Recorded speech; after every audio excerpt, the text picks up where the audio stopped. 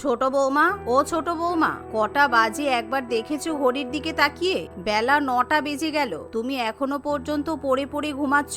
বলি, রাতে কি চুরি করতে বেরিয়েছিলে নাকি? বাড়ির ছেলেরা অফিসে যাবে, এখনো পর্যন্ত কেউ চা ব্রেকফাস্ট কিছুই পেল না। মা, রিমিকে ডেকে লাভ নেই। ও এত তাড়াতাড়ি আজকে ঘুম থেকে উঠবে না। কালকে আর্জেন্টিনার ফুটবল ম্যাচ ছিল তো, তাই ও সারা রাত জেগে খেলা দেখেছে। ও তো মনে হয় সকাল 6টার দিকে ঘুমালো, তাই ওকে বরং তুমি ঘুমাতে দাও। এমন কথা শুনে কবিতা দেবী খুবই রেগে যায়। বাহ, দুদিন বিয়ে হতে না হতেই বউয়ের গোলামি শুরু করে দিয়েছিস। তোর বউ একজন মেয়ে হয়ে অত ফুটবল খেলা দেখার নেশা কিসে? কোথায় আর্জেন্টিনা ফুটবল খেলায় জিতেছে বলে আমাদের সকাল থেকে উপোস করে থাকতে হবে? বউকে এত বেশি মাথায় তুলিস না। আমি এখনো বলছি, পরে কিন্তু অনেক ভুগতে হবে। কি করবো বলো, ওর তো ফুটবল খেলা দেখার ভীষণ নেশা। আমি খেলা দেখতে দেখতে কখন ঘুমিয়ে পড়েছি আমার মনে নেই, কিন্তু ও সারা রাত দু চোখের পাতা এক করেনি। ছাড়ো, বাদ দাও, বেকার ঝামেলা করো না। সবারই তো কিছু না কিছু ভালো লাগার বিষয় থাকে, আর আমার বউ একটু ফুটবল পাগল, এতে আমার তো কোনো আপত্তিও নেই। ছোট ছেলের মুখে এমন কথা শুনি কবিতা দেবীর আর কিছু বলার থাকে না। কবিতা দেবী তখনই তার বড় বৌমার ঘরে চলে যায় এবং বড় বৌমাকেই রান্না বান্না করতে বলে। এতে করে বড় বৌমার কিছু করার থাকে না। সে রান্নাঘরে গিয়ে তখনই রান্নার প্রস্তুতি নিতে শুরু করে। একে একে সকালের খাবার, দুপুরের খাবার রান্না হয়ে গেলে দুপুর 1টা নাগাদ রিমি খুশিমনে ঘুম থেকে উঠে বাইরে বেরিয়ে আসে, আর সে নাচতে নাচতে খাবার খাওয়ার জন্য টেবিলে বসে পড়ে। আজকে যেন রিমির মনে একটা আলাদাই আনন্দ। কই, কি রান্না হয়েছে আজকে? কালকে সারা রাত জেগে খেলা দেখেছি তো ভীষণ খিদে পেয়ে গেছে। কালকের খেলাটা যা চরম ছিল, আর্জেন্টিনা একেবারে ফাটিয়ে দিয়েছে। কেন, তুমি তো ফুটবল খেলা দেখতে ভীষণ ভালোবাসো। সারা রাত জেগে ফুটবল খেলা দেখেছো, তাহলে তোমার তো পেট ভরে যাওয়ার কথা। তোমার আবার খাবার খাওয়ার কিসের প্রয়োজন? এই, তুমি এত বেশি ফটর ফটর করছো কেন? তোমার লজ্জা করছে না বলো? তুমি তো ব্রাজিল সাপোর্টার ছিলে। ব্রাজিল তো ফুটে গেছে, সেই জন্য তোমার মুখে এত বুলি ফুটেছে বলো। না হলে তুমিও তো সারা রাত জেগে আমার মতোই খেলা দেখতে। আমার আর্জেন্টিনা জিতেছে বলে তোমার খুব হিংসা হচ্ছে, তাই না? চুপ করো, আমার আর ফুটবল খেলা দেখতে ভালো লাগে না। আমি খেলা দেখা ছেড়ে দিয়েছি, কারণ আমি তো আর তোমার মতো নই। আমার একটা সংসার ধর্ম আছে, বাচ্চা কাচ্চা আছে। তোমার মতো আমি ফুটবল খেলা নিয়ে সারাদিন পড়ে থাকতে পারবো না। আরে তোমরা থামো তো, সকাল থেকেই ঘুম থেকে উঠে শুধু ফুটবল ফুটবল আর ফুটবল। এবার মনে হচ্ছে ফুটবল দিয়েই তোমাদের মাথাগুলো ভেঙে দিই। ছোট বৌমা, তুমি কান খুলে শুনে নাও। তোমার ফুটবল খেলা থাকুক বা না থাকুক, সংসারের কাজ যেন সময় মতো হয়ে যায়। তোমার ফুটবল খেলা দেখার জন্য আমাদেরকে যেন কোনো সমস্যায় পড়তে না হয়। এইভাবে কবিতা দেবী রিমিকে খুব বকাবকি করে, কিন্তু রিমি তার শাশুড়ি মায়ের কোনো কথাতেই পাত্তা দেয় না। কারণ রিমির প্রাণ হলো ফুটবল। ফুটবল খেলা না দেখে সে কিছুতেই থাকতে পারে না। রিমি যে শুধু ফুটবল খেলা দেখতেই পছন্দ করে তা কিন্তু নয়, সে নিজেও ফুটবল খেলতে খুব পছন্দ করে। বিয়ের আগে রিমি তাদের পাড়ার ছেলেদের সঙ্গে ভীষণ ফুটবল খেলতো, তাই বিয়ের পরেও তার ফুটবল খেলতে ভীষণ ইচ্ছা হয়। এরই মধ্যে একদিন হঠাৎ ঝমঝম করে বৃষ্টি নেমে আসে, আর বৃষ্টির মধ্যে পাড়ার ছেলেরা ফুটবল নিয়ে মাঠে চলে যায়, যা দেখে রিমিরও ফুটবল খেলতে খুব ইচ্ছা হয়। উফ, এতদিন পর আমি এদেরকে ফুটবল খেলতে দেখছি। আজকে আমি নিজেকে কিছুতেই আটকাতে পারবো না। যাই, আমিও ওদের সঙ্গে লেগে পড়ি। কিন্তু আমি তো শাড়ি পরে ফুটবল খেলতে পারবো না। এই বলে রিমি তার আলমারি থেকে হাফ প্যান্ট এবং গেঞ্জি বার করে পরে নেয়, আর বাড়ির কাউকে কিছু না বলেই পাড়ার ছেলেদের সঙ্গে মাঠে নেমে ফুটবল খেলতে চলে যায়। রিমিকে হঠাৎ মাঠে নামতে দেখে পাড়ার ছেলেগুলো ভীষণই অবাক হয়, কারণ রিমি একজন বিবাহিত মহিলা। সেই সাথে রিমিকে ছাড়া ওই মাঠে অন্য কোনো মহিলা কিংবা মেয়ে কেউই থাকে না। আরে তোমরা হা করে দেখছো কি? তাড়াতাড়ি খেলা শুরু করো। গোল পোস্টটা ঠিক করে করো। বড় বড় দুটো ইটের টুকরো নিয়ে এসো আগে, আমি করে দিচ্ছি।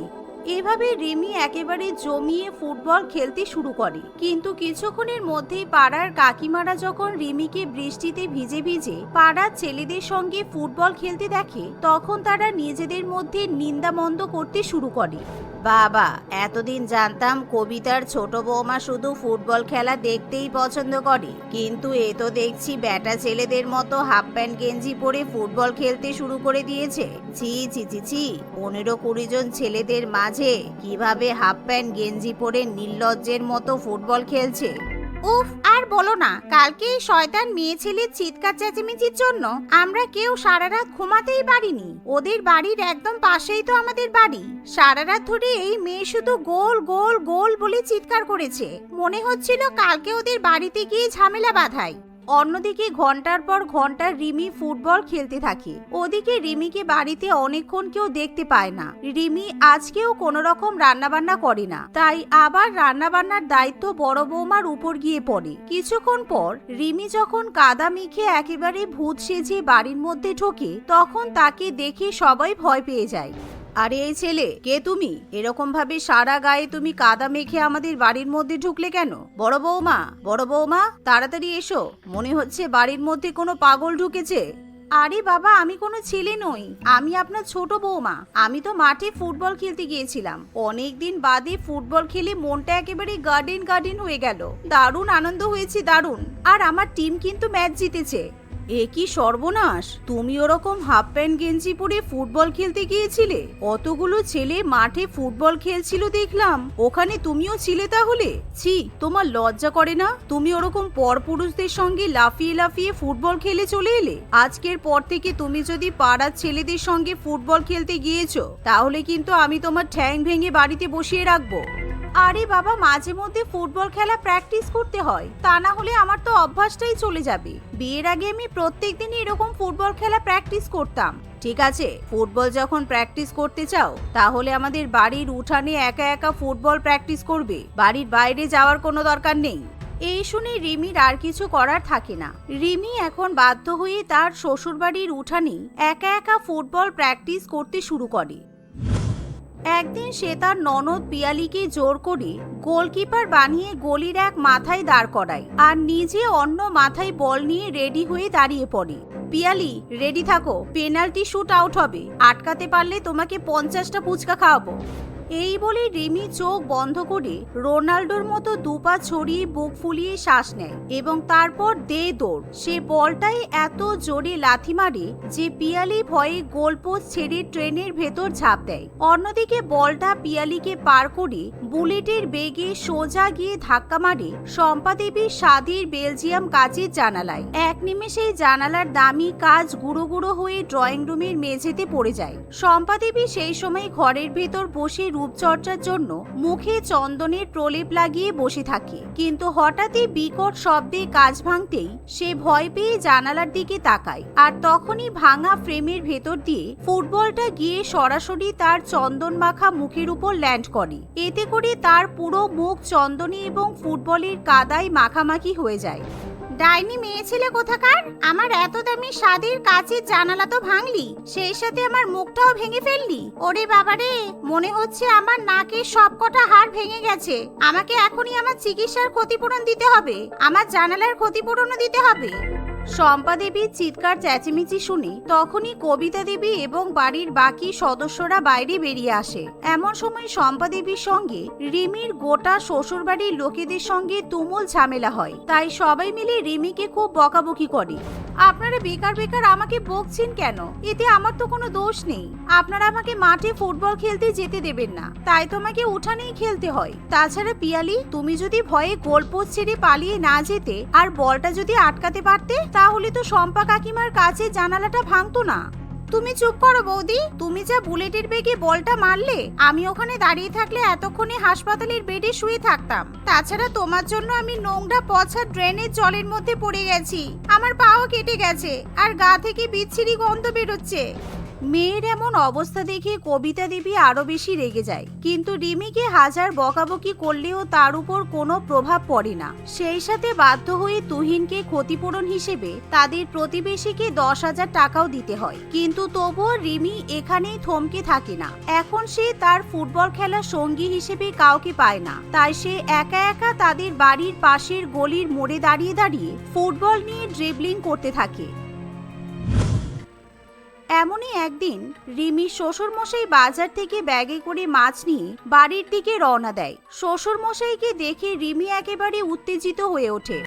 বাবা বাবা, দাঁড়ান দাঁড়ান, বলটা একবার পাস করুন বাবা প্লিজ। আরে একবার জাস্ট একটা পাস। এই নিন, আমি বলটা দিলাম।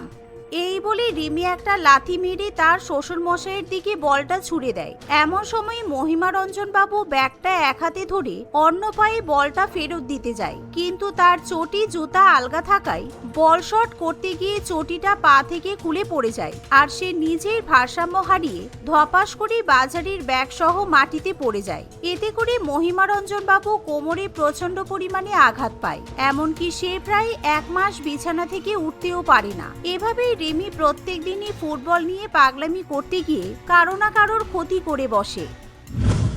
মা, তুমি ঠিকই বলেছিলে, রিমিকে প্রথম থেকে আমার সাপোর্ট করা একদমই উচিত হয়নি। ও ফুটবল নিয়ে এখন বড্ড বেশি পাগলামি করছে। ওকে যে করে হোক সাহায্য করতেই হবে, তা না হলেও কোনোদিনও নিজের কিংবা অন্য কারো আরো বড়সড় ক্ষতি করে বসবে।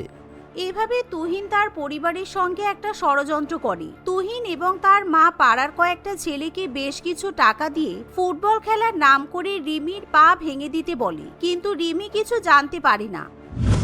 এরই মধ্যে একদিন ছুটির দিনে পাড়ার ছেলেরা ফুটবল খেলার সময় রিমিকে ডেকে নিয়ে যায়। সেদিনই ছেলেগুলো ইচ্ছা করে রিমির উপর টার্গেট করে এবং রিমির একটা পা ভেঙে দেয়। এতে করে রিমিকে হাসপাতালে অ্যাডমিট হতে হয়।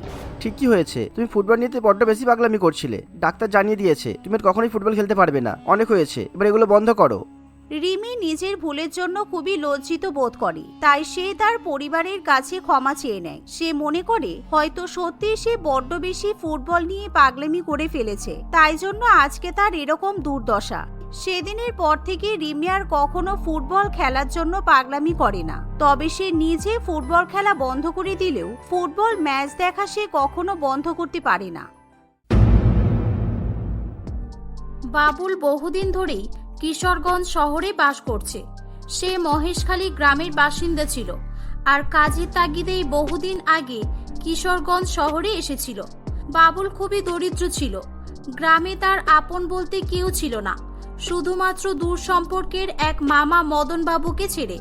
আর মদন বাবুই তাকে প্রথম এই শহরে ব্যবসা করার কথা জানিয়েছিল, কিন্তু তার কাছে অল্প কিছুই টাকা ছিল, তাই সে ছোটখাটো ব্যবসা শুরু করেছিল।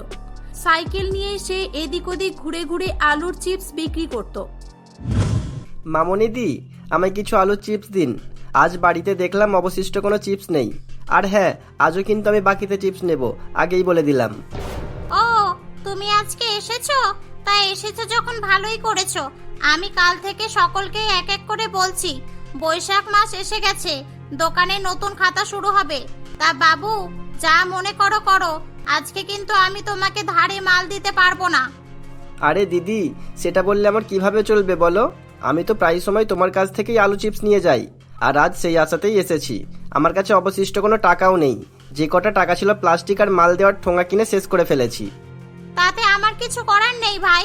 তোমার কাছে টাকা থাকলে নাও, আর না থাকলে নেবে না। এখান থেকে চলে যাও। আমি আজকে ধারে মাল দেব না মানে দেব না, ব্যাস।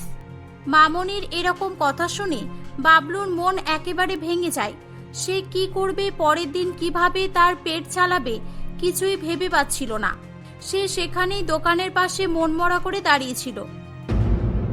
কিছুক্ষণ পর, এই নাও, এতে কিছু আলুর চিপস আছে। আর হ্যাঁ, কালকে অবশ্যই টাকাটা দিয়ে যাবে। তুমি আমার দোকানের পার্মানেন্ট কাস্টমার, তাই তোমাকে দিলাম। তোমার জায়গায় অন্য কেউ থাকলে আমি দিতামই না। দিদি, তোমাকে অনেক ধন্যবাদ। তুমি আমার অনেক বড় উপকার করলে। আজ যদি তুমি আমাকে না দিতে, তাহলে আমি বড়ই বিপদে পড়তাম। বিক্রি করার মতো আমার কাছে একটাও চিপস ছিল না। আচ্ছা দিদি, ঠিক আছে, আমি এখন আসছি। হ্যাঁ, উপকার শুধু তোর নয়, আমারও করেছি। ওগুলো নিয়ে যা বিক্রি কর, তারপর বুঝবি। আমিও দোকানদার, বিনা লাভে তুলো কখনোই বইব না। বাবলু এভাবেই মামনিকে ধন্যবাদ জানিয়ে সেখান থেকে বাড়ি চলে আসে। বাড়িতে এসে রীতিমতো তার সাইকেলকে সাজিয়ে তাতে করে চিপস নিয়ে সে বিক্রি করতে বেরিয়ে যায়। এই চিপস চিপস আলুর চিপস, সুস্বাদু টাটকা টাটকা আলুর চিপস নিয়ে যান, নিয়ে যান। আপনাদেরই পরিচিত রোজের দোকানদার আলুর চিপসওয়ালা বাবলুদা, নিয়ে যান, নিয়ে যান, চিপস নিয়ে যান। এভাবেই সে হাঁকতে হাঁকতে সাইকেলে করে চিপস বিক্রি করছিল। ঠিক তখনই সেখানে এক ভদ্র মহিলা আসে এবং তার কাছ থেকে কিছু চিপস কিনে খাওয়ার পর বলে, এই যে বাবলু, এরকম ব্যবসা কদিন ধরে করছো? তুমি গরিব মানুষ ভেবে আমরা তোমার কাছ থেকে চিপস কিনে খাই, কিন্তু তুমি তো দেখছি একটা ঠকবাজ। কি চিপস দিলে? হ্যাঁ, এটা কত বছরের জমানো চিপস। কি বাজে গন্ধ, আর একেবারে নরম। ছি, টাটকা টাটকা বললে কেন? না দিদি, আপনার কোথাও ভুল হচ্ছে। দেখুন, আমি খারাপ চিপস কখনোই বিক্রি করি না। রোজ চিপস কিনে আনি, সেগুলোকে রোজই বিক্রি করে দিই। হ্যাঁ, আমি জানতাম এরকমই উত্তর আসবে, তাই প্রমাণস্বরূপ এই চিপসটা নিয়ে এলাম। নাও, আমার কথা বিশ্বাস না হলে নিজেই খেয়ে দেখো। ওই জন্য বলে না, চোরের মায়ের বড় গলা। ভাগ্যের সামনাসামনি পড়ে গেলে, না হলে প্রতিদিন তো মাল দিয়ে কোন দিক থেকে ফুরুত করে পালাও। মায়াদেবীর কথা শুনে বাবলু নিজে চিপসগুলো খেয়ে দেখে। সে দেখে মায়াদেবী সত্যি কথাই বলছে। কি হলো এবার বলো? এবার নিজে নিজে স্বীকার করবে, নাকি আমি লোক ডেকে মার খাইয়ে সত্যিটা স্বীকার করিয়ে নেব? দিদি, আমাকে ক্ষমা করবেন, আমি খুব গরিব মানুষ। এগুলো কিভাবে হয়েছে আমি নিজেও জানি না। আমি চিপসগুলো ধার করে নিয়ে এসেছি, এগুলোর টাকাও এখনো মেটানো হয়নি। আমার কথা বিশ্বাস করুন, আমি সত্যি বলছি। ঠিক আছে ঠিক আছে, আজকের মতো ছেড়ে দিলাম, কিন্তু এর পরের বারে যদি তোমাকে কোনোদিনও চিপস বিক্রি করতে দেখি, তাহলে আমরা কিন্তু ছেড়ে কথা বলবো না। মনে থাকে যেন, এই এলাকায় যেন তোমাকে কোনোদিনও না দেখি। মায়াদেবীর কথা শুনে বাবলু খুব ভয় পেয়ে যায়। সেদিন সে ভয়ে ভয়ে চিপস বিক্রি করতে থাকে, যাতে লোকজন বুঝতে না পেরে যায়। সেই জন্য সে চিপস দেওয়ার পরই তাড়াতাড়ি সেখান থেকে পালিয়ে যায়। এভাবেই সেদিন যেমন তেমন করে তার কেনা টাকা উঠে গেলে সে বাড়ি চলে আসে। কয়েকদিন পর এবারে আমি কি করব? কোনো রকমে চিপস বিক্রি করে জীবনটা তো কাটছিল, এখন দেখছি সেটাও আর করা যাবে না। সেদিনকার খারাপ চিপসের জন্য আমার নামটাই পুরো বদনাম হয়ে গেল। আমাকে তারা দেখতে পেলেই উল্টোপাল্টা কথা বলবে। না, আমাকে অন্য কিছু ভাবতে হবে। এভাবেই সেদিন বাবলু নানান চিন্তা ভাবনা করতে থাকে। কিভাবে লোককে বোঝাবে, কিভাবে আবারও তার ব্যবসা শুরু করবে, এই চিন্তাতে সে বিভোর হয়ে উঠেছিল। ঠিক তখনই তার ফোন বেজে ওঠে। বাবলু ফোন তুললে, আরে বাবলু, তোর ফোন তুলতে তো দেরি হলো কেন রে? আরে তুই কি ফোনের কাছে ছিলিস না নাকি? না মানে মামা, ফোনের কাছে ছিলাম না। বলো কি হয়েছে? আরে বলবো তো বটেই, আমি তোর জন্য একটা মেয়ে দেখেছি। ওর নাম সুনন্দা, দেখতে শুনতে খুবই ভালো। তোর বয়সটাও তো কম হলো না, বিয়ে থাওয়া তো করতে হবে তাই না? না মামা, আমি এখন বিয়ে করতে পারবো না। এমনিতেই আমার ব্যবসায় অনেক মন্দা চলছে, ভালোভাবে নিজেই খেতে পাচ্ছি না, আর এখন বউ এলে তাকে কি খাওয়াবো? আর আমার দুর্দশার কথা তুমি তো জানোই, বলো। হ্যাঁ সে তো জানি, কিন্তু তোর থেকেও সুনন্দার অবস্থা অনেক খারাপ রে। ওর বাবা মা কেউ নেই। আমার কথা শোন, তুই এই বিয়েটা করে নে, দেখবি ও তোর অনেক সাহায্য করবে। আর শোন, আমি সুনন্দাদের বাড়িতে কথা দিয়ে এসেছি, তুই সামনের সপ্তাহতেই বিয়ে করছিস, আর এটাই ফাইনাল। মদনবাবুর কথার উপরে বাবলুর আর কিছু বলার ছিল না, কারণ ছোটবেলা থেকে মদনবাবু তাকে ছেলের মতো করে মানুষ করেছে, আর বাবলু তাকে বাবার মতোই ভালোবাসতো। কয়েকদিনের মধ্যে বাবলু ও সুনন্দার বিয়ে হয়ে যায়। কি গো, আমি যেই থেকে এসেছি সেই থেকেই দেখছি তুমি যেন কিছু একটা চিন্তা করছো, আর কাজেও তো যাচ্ছ না। আমি যতদূর জানি তুমি নাকি আলুর চিপস বিক্রি করতে। হ্যাঁ সুনন্দা, বিক্রি তো করতাম, কিন্তু একটা ঘটনা ঘটার পর থেকে আর সাহস পাই না। ওই যে মামুনি দোকানদার আমাকে ফাঁসিয়ে দিয়েছে। মামুনি দোকানদার তাকে খারাপ চিপস দিয়ে কিভাবে ঠকিয়েছিল সেই ঘটনা বাবলু সুনন্দাকে বলে। দেখো বাবলু, তুমি এরকম ভেঙে পড়ো না। একবার কোনো ঘটনা ঘটে গেছে বলে তুমি কাজ করে ছেড়ে দেবে, এটা তো নয়। তুমি বরং এক কাজ করো, আমাকে বাজার থেকে কিছু ফ্রেশ আলু আর তেল কিনে এনে দাও। আমি গরম গরম চিপস ভাজবো, তুমি সেগুলো বিক্রি করে আসবে। সুনন্দার কথা অনুযায়ী বাবলু সেদিনই গিয়ে দোকান থেকে ফ্রেশ আলু এবং তেল কিনে নিয়ে আসে। সুনন্দা আলুগুলোকে ভালো করে পরিষ্কার করে কেটে ফেলে, তারপর সেগুলো তেলে ভেজে নিয়ে তার নিজের হাতে তৈরি মশলা মিশিয়ে সুস্বাদু চিপস তৈরি করে ফেলে। বাবলু আবারও চিপসগুলোকে নিয়ে সাইকেলে করে রাস্তায় রাস্তায় ঘুরতে শুরু করে, কিন্তু বাবলুকে সকলেই খারাপ চিপস বিক্রি করে বলে চিনে গিয়েছিল, তাই তার কাছ থেকে কেউ চিপস কেনে না। তার আবারও মায়াদেবীর সঙ্গে দেখা হয়। তোমার একটু লজ্জা নেই বলো? তোমাকে সেদিন বললাম তুমি চিপস বিক্রি করতে আর আসবে না, তুমি আবারও এসেছো। যাও এখান থেকে, যাও, চলে যাও বলছি। সেদিন শুধু মায়াদেবী নয়, আরো অনেকেই তাকে এভাবেই সেখান থেকে তাড়া করে। বাবলু নিরাশ হয়ে সেখান থেকে বাড়ি ফিরে আসে। বাড়ি এসে সুনন্দাকে সবকিছু বললে, আমি তোমার সমস্যা বুঝতে পেরেছি। তুমি এক কাজ করো, তুমি একটা ঠেলা গাড়ি জোগাড় করো। কাল থেকে আমি তোমার সঙ্গে যাব, আর আমরা চুলো নিয়ে যাব। সকলের সামনে চিপস ভেজে বিক্রি করব। তাহলে তাতে তো কারো সন্দেহ থাকবে না। হ্যাঁ সুনন্দা, তুমি ঠিকই বলেছো। আমাদের নিজেদের হাতের তৈরি হলে আমাদের লাভের পরিমাণটাও বেশি হবে। এভাবে সিদ্ধান্ত নিয়ে তারা পরের দিন থেকেই ঠেলা করে ফ্রেশ আলু এবং তেল নিয়ে সকলের সামনে চিপস ভেজে টাটকা গরম গরম বিক্রি করতে থাকে। এটা দেখার পর বাবলুকে সকলে আবার বিশ্বাস করতে শুরু করে। তাদের সেদিন অনেক টাকা লাভও হয়। পরের দিন আবারও তারা চিপস বিক্রি করতে যায়, কিন্তু সেদিন তাদের মায়াদেবীর সঙ্গে দেখা হয়। কি হলো? তোমাকে বললাম, শুনতে পাওনি নাকি? তুমি আবারও তোমার গন্ধ নরম চিপস নিয়ে চলে এসেছো। হ্যাঁ, দাঁড়াও, আজকে তোমাকে পুলিশের হাতে ধরিয়ে দেব। মায়াদেবীর কথা শুনে সুনন্দা রেগে যায়। হ্যাঁ, কাকে ডাকবেন ডাকুন। দেখুন, আমরা ফ্রেশ আলু আর তেল দিয়ে সকলের সামনে চিপস ভেজে বিক্রি করছি। পুলিশ এসে আমাদের কি করবে আমিও দেখছি। সুনন্দার কথা শুনে মায়াদেবী চিন্তায় পড়ে যায় এবং সে চিপস খেয়ে দেখে যে তারা সত্যি সত্যি ভালো চিপস বিক্রি করছে। এটা দেখে মায়াদেবীও তাদের কাছে ক্ষমা চায়। তারা প্রতিদিনই এভাবে চিপস বিক্রি করতে থাকে। তাদের চিপস সুন্দর ও টাটকা হওয়ায় সকলেই তাদের চিপস খেতে থাকে। এভাবেই ধীরে ধীরে লাভের টাকা জমিয়ে তারা ঠেলা থেকে একটি চিপসের দোকান করে ফেলে। বাবলু সুনন্দার নামে তাদের তৈরি চিপসের আলাদা একটি ব্র্যান্ড তৈরি করে। এভাবেই তারা সুখে শান্তিতে বসবাস করতে থাকে।